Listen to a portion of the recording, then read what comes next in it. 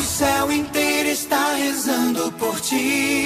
Hoje a igreja traz presente a festa da ascensão de Jesus ao céu, isto é, Jesus que veio de Deus, viveu entre nós como homem e volta para a casa do Pai. Não é para ficar parado olhando para o céu, esperando.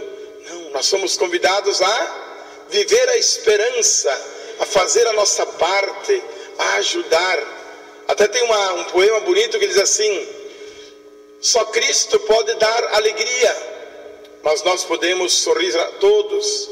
Só Cristo pode dar esperança, mas nós podemos dar o nosso testemunho para as pessoas.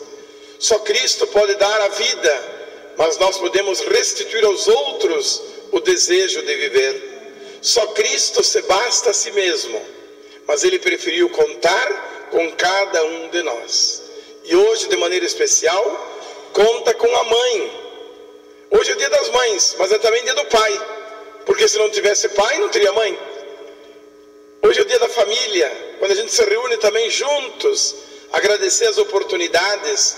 Hoje é o dia que a gente reza também pelos nossos pais, pede pelas nossas famílias e agradece também a sua família. As famílias, as nossas famílias, é tudo igual. Olha o que eu disse, eu não disse vossas famílias, eu disse nossas famílias, também do padre junto. Nossas famílias é tudo igual, isto é um momento, tem uma mistura de coisas bonitas, de coisas de dificuldades, de alegrias ou de sofrimento. Onde tem pessoas, tem ideias. Onde tem ideias, sempre tem conflitos. Guarda isso aqui, ó. Momentos especiais, pessoas imperfeitas. Se for preciso, nós estamos aqui.